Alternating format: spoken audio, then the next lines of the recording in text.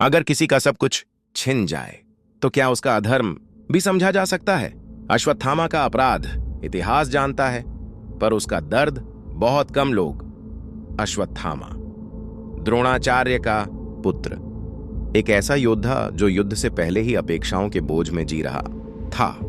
उसे कहा गया, तुम द्रोण के बेटे हो, पर किसी ने यह नहीं पूछा, तुम अश्वत्थामा हो, क्या तुम ठीक हो?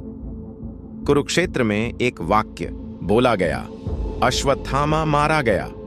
वह हाथी था, पर द्रोणाचार्य पिता थे, और जब एक पिता का विश्वास टूटा तो केवल एक गुरु नहीं गिरा, एक पुत्र की पूरी दुनिया ढह गई। युद्ध समाप्त हो चुका था, पांडव जीत चुके थे, धर्म की विजय घोषित हो चुकी थी, लेकिन अश्वत्थामा के लिए युद्ध अब शुरू हुआ था। उसने पिता खोया था, अपमान झेला था, और अब उसके पास खोने को कुछ नहीं था। रात आई जब योद्धा नहीं, सिर्फ थके हुए इंसान सो रहे थे। अश्वत्थामा ने तलवार उठाई। यह युद्ध नहीं था, यह प्रतिशोध भी नहीं था, यह था शोक से पैदा हुआ अंधापन, और वही हुआ जिसे महाभारत कभी माफ नहीं करता। पांडवों के पुत्र, बच्चे, वे मारे गए। इतिहास ने लिखा अधर्म, पर क्या इतिहास ने यह भी लिखा कि यह एक टूटे हुए मन की आखिरी चीख थी? जब अश्वत्थामा पकड़ा गया तो कृष्ण सामने खड़े थे, क्रोधित नहीं, भावुक नहीं, बस स्पष्ट।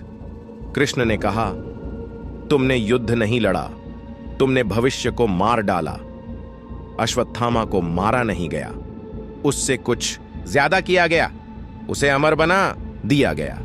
बिना सम्मान, बिना शांति, बिना मृत्यु, एक ऐसा जीवन जो मृत्यु से भी बड़ा दंड था।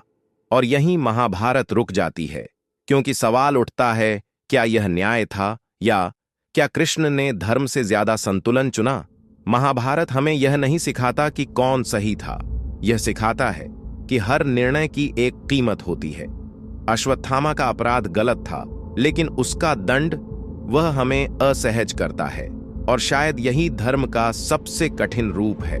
अगर आप उस जगह होते तो आप क्या चुनते? न्याय या करुणा?